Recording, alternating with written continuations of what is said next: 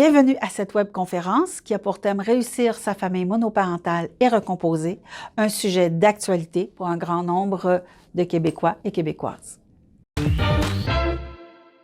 Pour bien comprendre ce qu'est une famille recomposée, il faut tout d'abord aller à l'origine. Qu'est-ce qu'une famille nucléaire? Alors, on va prendre une famille fictive pour que ce soit plus concret. Donc, celle de Bernard et Chantal et celle de Sophie et Serge. Donc, Bernard et Chantal sont ensemble depuis 17 ans, sont séparés depuis 4 ans. Ensemble, ils ont eu Kevin, qui a 15 ans, Juliane, 12 ans, et Audrey, 6 ans. En parallèle, Sophie et Serge ont été ensemble pendant 8 ans et ont eu Carl, 7 ans, et Marianne, 3 ans. Donc, Sophie et Bernard sont maintenant ensemble depuis 1 an. Sophie a la garde de ses 2 enfants et ceux-ci vont chez leur père une fin de semaine sur 2, pendant que Bernard a la garde partagée une semaine sur 2. Juste ça, c'est déjà toute une logistique. Maintenant, on va revenir sur la logistique un petit peu plus tard. Moi, ce que j'aimerais vous parler, c'est un peu comment est-ce qu'on va se concentrer sur le comment faire pour que cette famille recomposée-là soit une famille saine pour tout le monde. Donc, la première chose que j'aimerais vous parler pour vous aider à reconstruire votre famille recomposée, c'est d'abord d'établir votre tablé. La tablée que j'ai indiquée ici et qui représente chacune des personnes, donc Bernard, Chantal, Sophie et Serge. Chacune des personnes ont leurs valeurs, leurs règles de vie, leur fonctionnement, leur histoire et leur tradition. Ce qui fait en sorte que Bernard, depuis sa tendre enfance, a été influencé avec des personnes, leurs parents, ses parents, sa famille, sa fratrie, ses amis, son école, son environnement, son lieu de travail, bref, toute sa vie. Un jour, il a rencontré Chantal, qui, elle aussi, avait sa propre tablée, avec ses propres valeurs, ses règles de vie, et etc., qui a été aussi influencée par son environnement, sa famille, ses parents, ses amis et son environnement général. Bernard et Chantal se sont rencontrés et ils ont fait une table commune. Donc, ensemble, ils ont créé leur famille avec leurs valeurs à tous les deux, à transmettre à leurs enfants leurs règles de vie, le fonctionnement de la maisonnée, leur histoire de vie et leurs traditions bien à eux. La même chose s'est reproduite, c'est chez Sophie et chez Serge. Donc, pendant de nombreuses années, ces deux familles-là se sont ancrées dans ce qu'ils voulaient faire pour fonder leur famille. Donc, Bernard et Chantal ont créé une famille nucléaire. Sophie et Serge ont formé une famille nucléaire. Pour bien comprendre ce qui se passe, c'est que lorsque Bernard et Chantal ont pris la décision de se séparer pour des raisons qui ne nous appartiennent pas, on n'est pas là pour juger, on est là pour prendre conscience que ça ne fonctionne plus. Le même processus s'est produit, c'est chez Serge et Sophie. Donc, d'emblée, les deux familles ont éclaté et sont devenues des familles monoparentales. Donc, de 2 familles nucléaires, on tombe à 4 familles monoparentales. Donc, c'est pour ça ici que j'ai indiqué une séparation. Donc, ici, nous avons Chantal et ses enfants. Nous avons Bernard et ses enfants. Nous avons Sophie et ses enfants, ainsi que Serge et ses enfants. Ici, on aura compris que Sophie a la charge quasiment complète avec une garde une fin de semaine sur 2, que Serge a les enfants. Et ici, c'est ce qu'on appelle un 7-14, donc un 50-50. C'est difficile, la famille monoparentale, parce que c'est le temps où on se remet énormément en question. Donc, ce qu'on a bâti ici en tant que famille nucléaire, on doit se réapproprier en tant que famille monoparentale. Ce qui veut dire que Bernard, quand il est avec ses enfants, il devient le chef de famille et doit refaire ses règles de vie, son mode de fonctionnement, il doit refaire ses valeurs, en fait, se repositionner dans ses valeurs, également refaire une histoire et se recréer des traditions. La même chose se fait chez Chantal et c'est idem chez Sophie et chez Serge. Ce qui fait que de 2 familles, on se retrouve avec 4 tablées différentes. Ce qui reste important à comprendre ici, c'est que c'est les enfants. Dans les familles monoparentales, c'est important, en fait, du temps de la séparation et de la monoparentalité, c'est important de prendre le temps de bien s'ancrer et de prendre le temps de faire en sorte que nos enfants retrouvent un certain équilibre, si équilibre il y a. C'est très important parce que c'est de cette façon-là qu'il va y avoir de moins de séquelles de cette séparation-là.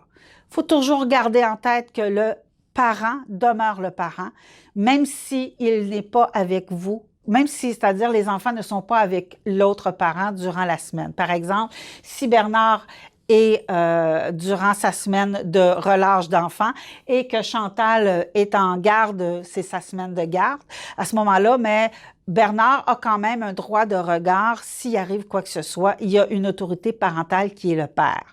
Le père demeure le père, la mère demeure la mère. Ça, c'est tout à fait, ça ne changera jamais dans la vie des enfants. On peut se séparer de son conjoint, mais on ne peut pas se séparer de ses enfants. Donc, ça, il faut que ça soit bien clair. Donc, chacun de nos tourtereaux se retrouve forcément dans des familles monoparentales, ce qui fait en sorte qu'il y a une période transitoire qui s'installe. Maintenant que nos familles sont séparées et chacun des enfants ont leur façon de faire avec leurs parents, c'est important de comprendre que la tablée se modifie. Elle se modifie pour Bernard, pour Chantal, en fait pour tous les parents. Parce que ce qu'il est important de garder, en annexe de cette tablée, ici autour, ce que j'appelle des satellites. Il y a des personnes qui vont quand même graviter autour, même si ça ne vous tente pas nécessairement. Les ex-beaux-parents, les voisins, la famille d'origine aussi de l'autre conjoint, les amis. Il y a plein de choses qui vont changer au cours de cette transition-là. Donc, cette période transitoire, elle est nécessaire et elle est essentielle. Elle est essentielle pour plusieurs raisons. La première, c'est pour panser vos blessures, parce que vous avez été blessé, que vous ayez choisi la séparation ou que vous ayez subi cette séparation. On va en reparler un petit peu plus tard. Il y a aussi, il y a des deuils à amorcer. Il y a des deuils de votre famille nucléaire que vous vouliez absolument avoir, que vous chérissiez du plus profond de votre être, parce que quand vous vous êtes rencontrés avec votre amoureux de l'époque, je suis certaine que vous vous êtes pas dit je vais attendre puis dans 8 ans on va se séparer. C'était pas ça le but premier. C'était de fonder une famille, d'avoir des enfants et de vivre ensemble. Donc, il y a des projets de vie qui sont brisés. Il y a aussi le divorce légal n'amène pas nécessairement le divorce émotionnel, qu'on se le dise ça aussi. Donc, la monoparentalité, comme je vous disais, c'est une période de transitoire, c'est une période de changement, c'est une période qui se modifie. C'est un changement, c'est un état qui évolue avec le temps aussi. Donc, vous avez les étapes de changement qui sont subies dans un choix qui est subi, donc que vous n'avez pas nécessairement choisi, et le changement qui est choisi, lui. Dans un état subi, vous avez 4 grandes lignes qui sont la désorganisation. On vous a annoncé que la famille, votre famille nucléaire s'écroule, que vous attendiez peu ou pas du tout. Donc, c'est vraiment une grosse désorganisation.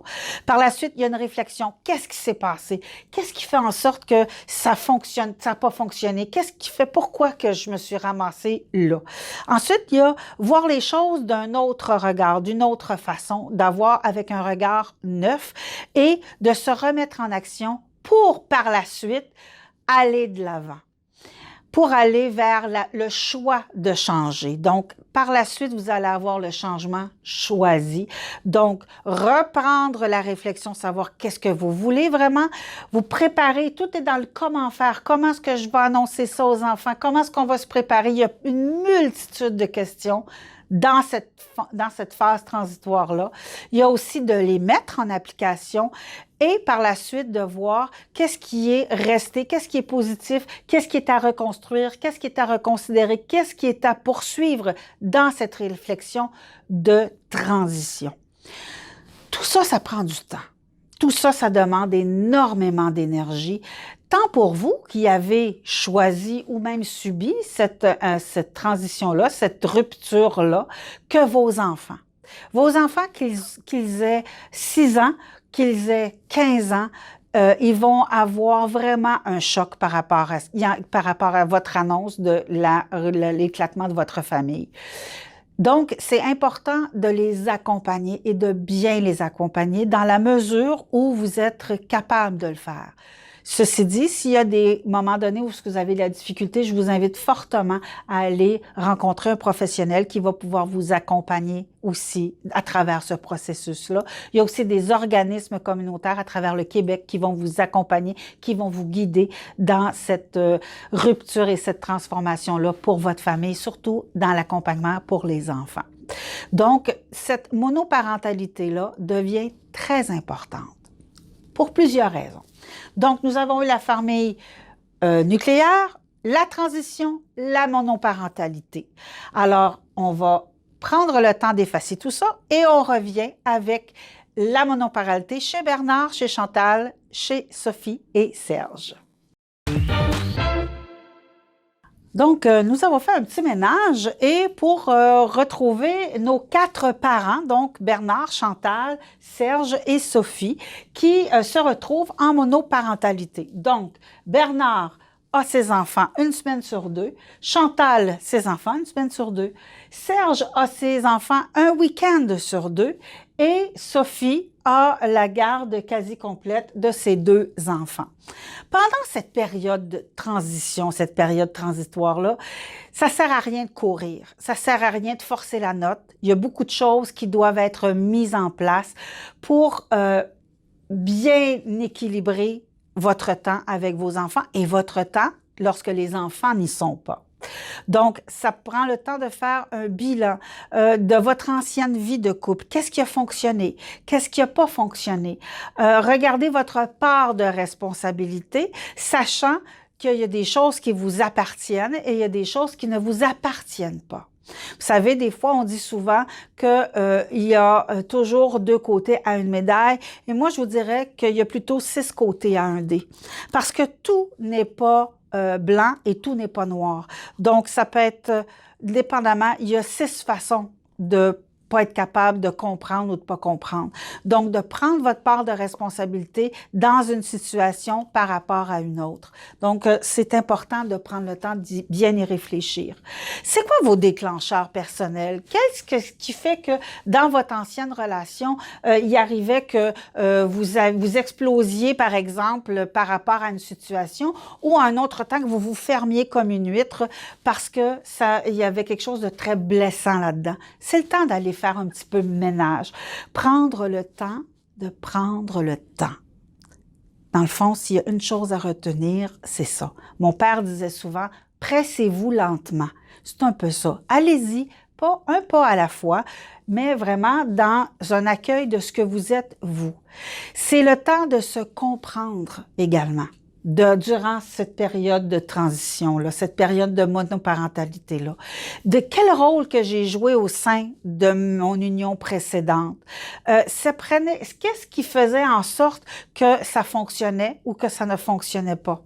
Est-ce que j'ai laissé à l'autre le temps de tout faire, de prendre toutes les responsabilités, tant au niveau du couple qu'au niveau de la famille, ou c'est moi qui ai tout pris la responsabilité, ne laissant pas de place à l'autre? Ou est-ce que ça, ce côté-là, c'était correct? Prendre le temps de réfléchir à tous ces aspects-là. D'autres questions aussi qui est importante, c'est votre rôle parental. Comment il était par rapport au couple? Qu'est-ce que maintenant vous devez faire pour arriver à revenir à votre rôle de parent avec vos enfants? Donc, cette période de monoparentalité-là, elle est très importante. Et pendant que vous avez les enfants, de replacer ce qu'on a écrit tantôt et ce qui revient au sein de votre tablé, au sein de votre cœur, de votre famille, vos valeurs, votre rôle parental, votre mode de fonctionnement maintenant, vos traditions, votre histoire maintenant qui revient avec votre enfant, tout en gardant en tête que l'autre parent doit toujours être présent pour les enfants. Pour vous, c'est peut-être une autre histoire, mais ça, on va en reparler un autre jour. Mais pour les enfants, dans cette famille monoparentale-là, c'est là que ça devient important. Un autre aspect à considérer aussi, c'est que dans ces transferts de garde, il y a toujours ce que j'appelle le certain décalage horaire. Hein? Que ce soit pour une semaine, ou que ce soit un week-end sur 2, le décalage horaire est le même. Imaginez-vous que vous êtes à Montréal et qu'à toutes les semaines, vous devez faire votre valise et partir pour l'Ukraine. Vous arrivez en Ukraine avec votre baluchon, changement d'horaire, changement de nourriture, l'odorat est différente, l'environnement est différent. Et une semaine après, on vous demande de refaire votre valise et de revenir à Montréal. Encore le décalage horaire, encore une transition, encore une réadaptation. Vous savez, c'est ce qu'on fait vivre aux enfants de façon quotidienne à toutes les semaines. Et ça, c'est dans le meilleur des mondes où ce que les deux parents se parlent. Imaginez quand le transfert se fait à l'école. C'est très difficile pour eux. Alors, durant cette adaptation-là qui se fait de une semaine ou de un week-end sur 2, comment est-ce que vos enfants, avec dépendamment de leur âge, peuvent se sentir? C'est pas ici de vous rendre coupable d'une situation, mais tout simplement de vous faire comprendre ce qu'eux peuvent vivre dans leur petite tête de 6 ans ou même dans leur grande tête d'adolescent. On ne sait jamais comment est-ce que les enfants peuvent comprendre ce qui se passe. Parce que pour eux, vous demeurez le parent et votre autre conjoint demeure l'autre parent. Donc, c'est important de garder ça en tête. La transition est parfois difficile pour eux. Aussi, vous savez, l'enfant a besoin d'être rassuré que peu importe ce qui se passe, vous allez toujours demeurer son parent et l'autre parent va toujours demeurer l'autre parent. Donc, maman, Chantal va toujours être la maman de Kevin, de Juliane et de Audrey.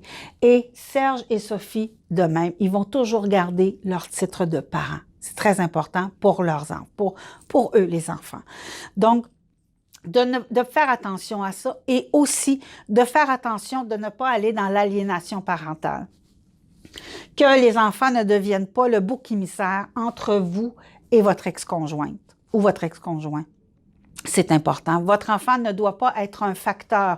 Vous savez, le postier qui va aller mettre les lettres à la poste et dire « Papa m'a dit de te dire ça, puis maman m'a dit de faire ça. » Non. Vous êtes des adultes, vous avez décidé d'avoir des enfants un jour, ben il faut respecter ça aussi. Que les enfants ne sont pas porteurs de messages, mais sont plutôt porteurs d'amour que vous avez envers eux. Finalement, j'ai glissé un petit mot sur l'aliénation parentale. Je vous invite à aller fouiller sur le web ou encore à regarder dans mon livre que j'ai écrit, que vous allez voir quelque part au cours de la vidéo, qui parle justement de l'aliénation parentale, cette force tranquille qui fait en sorte qu'on crée énormément de dommages pour les enfants dans ce qu'ils sont eux-mêmes et dans ce qu'ils portent envers vous et envers l'autre parent. Donc, c'est important de garder ça en tête. Un dernier petit truc, vous savez, quand les enfants ont une difficulté à parler, souvent, vous pouvez prendre une marionnette, vous pouvez prendre, si vous n'avez pas de marionnette, vous pouvez prendre une huître, par exemple. Et vous savez, l'enfant doit se protéger. Et souvent, il va se mettre comme ça, à l'intérieur de la tortue. Il va se recroqueviller sur lui-même. C'est pas d'essayer de tirer les verres du nez puis tirer pour qu'il soit capable de parler, non. C'est d'y aller plutôt en son rythme, en accueillant ce qu'il vit à l'intérieur de lui, pour qu'il soit capable par la suite de bien jaser, d'être capable de nommer l'émotion qui est là. Et c'est pas de dire, ben voyons, t'as pas d'affaire à avoir de peine, c'est pas grave. Non, lui, il en a de la peine. Pour vous, ce qui est important, c'est juste d'accueillir la peine en lui disant, t'as raison d'avoir de la peine. Parce que tout ce qu'il peut faire, c'est se recroqueviller comme ça et ne plus sortir. Ne plus vouloir vous parler, ne plus vouloir nommer ce qu'il vit. Donc, c'est important de prendre le temps avec vos enfants également. Je vous l'ai dit tantôt, hein, pressez-vous lentement, c'est la meilleure recette que je ne peux pas vous offrir.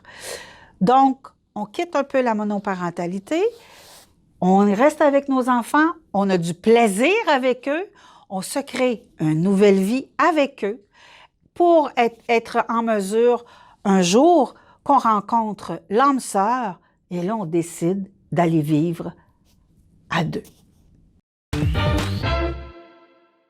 Donc, par une soirée agréable entre amis, Bernard rencontre Sophie. Le coup de foudre, ils se peuvent plus de se quitter les yeux. Cupidon a fléché droit au cœur de nos deux amoureux. Donc, vous savez, la famille recomposée, ça se fait pas comme ça et ce n'est pas une réplique non plus de la famille nucléaire, loin de là. Si on fait un récapitule d'une famille nucléaire, papa, maman, les enfants, à une famille monoparentale, papa avec les enfants, maman avec les enfants. Maintenant, on se retrouve dans une recomposition familiale. Donc, vous savez, avant, les enfants avaient l'impression de se diviser en deux. Donc, il y avait chez papa et chez maman. Maintenant, avec la recomposition familiale, c'est une toute autre histoire. La première chose qui est importante de comprendre dans une recomposition familiale, encore là par rapport aux enfants, c'est un deuxième deuil pour eux. Le premier étant la séparation, l'éclatement de la famille nucléaire, et le deuxième dans la recomposition familiale. Là, c'est vrai, papa ne reviendra plus avec maman. Parce que papa a décidé d'avoir une amoureuse. Et voilà. Les enfants vont avoir toutes sortes de réactions. Parfois, ils vont être super gentils. D'autres fois, pour une raison qu'on ignore, vont se soumettre, vont être trop gentils et parfois vont se rebeller face à la nouvelle conquête du parent. Donc, c'est important de prendre encore une fois le temps de bien expliquer aux enfants qu'est-ce qui se passe. Avant que les deux parents entament un déménagement et se mettent à la même adresse, il y a une multitude de facteurs à prendre compte, à prendre en considération et surtout à appliquer au quotidien. Ne serait-ce que la première chose à faire, si on prend Bernard, par exemple, la première rencontre pourrait se faire dans un parc, dans un lieu public où il y a vraiment il n'y a pas de danger pour personne. Par la suite, si les rencontres vont bien, puis ça continue à bien aller avec les enfants, ce que je vous propose, c'est de faire un échange, non pas de couple, mais un échange d'enfants.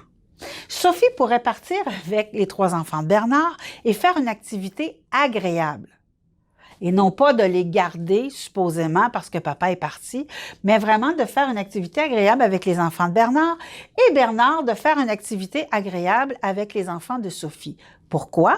Pour établir des liens sans que l'autre parent soit présent. Aussi, de voir que Sophie pourrait prendre un temps, par exemple, et d'observer Bernard avec ses enfants. Est-ce que ça rentre vraiment dans ses valeurs profondes familiales qu'elle veut transmettre à sa famille, à elle, à Carl et Marianne, et vice-versa.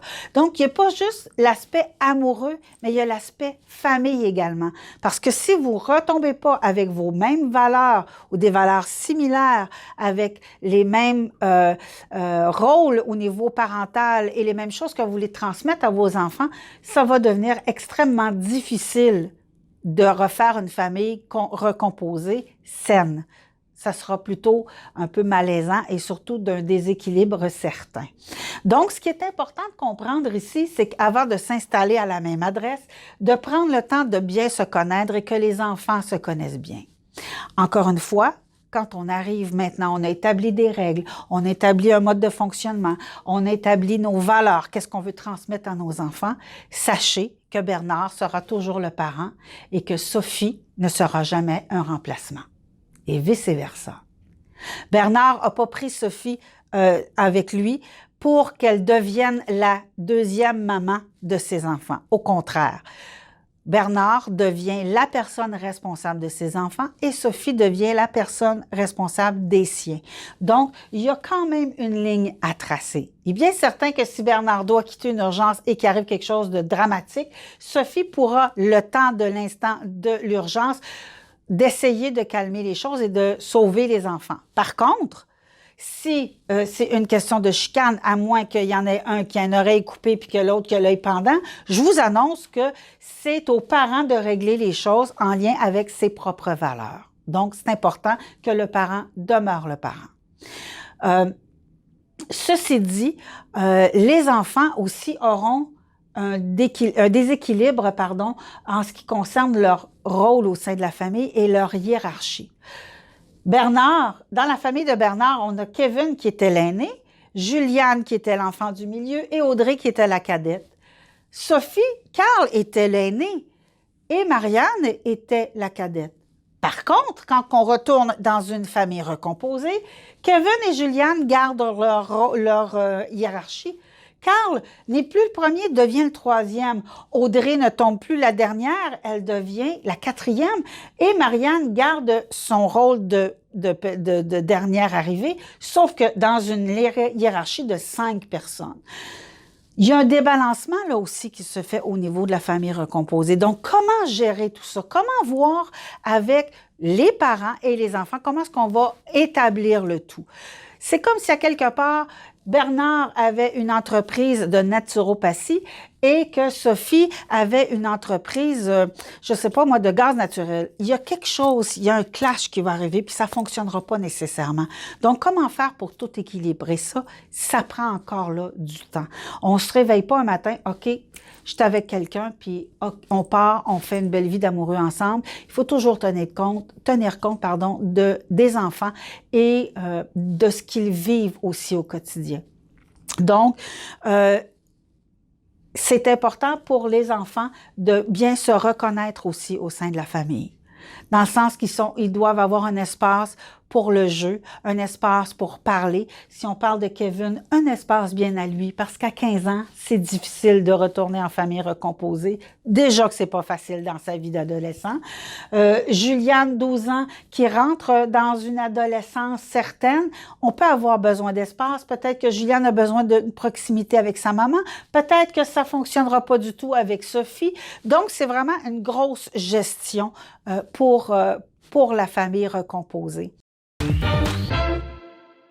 Pour conclure, je vous dirais, cette webconférence, ce que j'aimerais vous dire, c'est, malgré tout ce qu'on a dit, on est allé vraiment du côté familial, les émotions des enfants, les émotions des parents, mais on a oublié un aspect qui est quand même très important, c'est l'aspect juridique. Loin de moi d'être une avocate ou une notaire, mais je vous invite fortement à consulter votre notaire ou votre avocate, ne serait-ce que compte tenu que vous êtes dans une recomposition familiale, qui va à quoi pour vos enfants, pour demeurer, pour garder votre patrimoine, bref, ce que vous voulez transmettre à vos enfants lorsque vous serez plus là. Parce que si vous n'avez pas de testament, vous allez pouvoir peut-être vous retrouver avec votre ex-belle-famille à prendre soin du tutorat de vos enfants. Donc, c'est vraiment pas ça qu'on veut. Donc, je vous invite fortement à communiquer avec un conseiller juridique. Finalement, vous savez que Bernard et Sophie s'aiment beaucoup. Et vous savez, dans toutes les belles histoires, ce qui arrive, les tiens, les miens, mais il y a aussi le nôtre. Donc, pour vous dire que dans le cas de notre couple, un 6e enfant arrive, c'est important aussi de faire comprendre aux autres enfants que ce n'est pas parce que le nôtre arrive qu'eux n'ont plus leur place au sein de la famille. Ils demeurent les enfants de Bernard pour Bernard, les enfants de Sophie, et l'amour a survécu de tout. Et un petit poupon tout rose est venu combler cette famille recomposée. Ce qui va entraîner aussi encore un déséquilibre. Ceci dit, si vous avez besoin de conseils, je vous propose d'aller vous procurer ce livre-là dans votre librairie préférée. Alors, et si il y en a plus en stock, bien, je vous invite à demander à votre libraire de le faire commander sans souci. Il y a une multitude d'outils qui sont encore à l'intérieur de ce livre, des références aussi, des organismes qui peuvent vous aider à passer à travers cette famille, cette recomposition familiale. Je vous remercie infiniment d'avoir été présent et je m'en voudrais de ne pas remercier les éditions La Semaine pour m'avoir permis de faire cette webconférence. Merci et à très bientôt.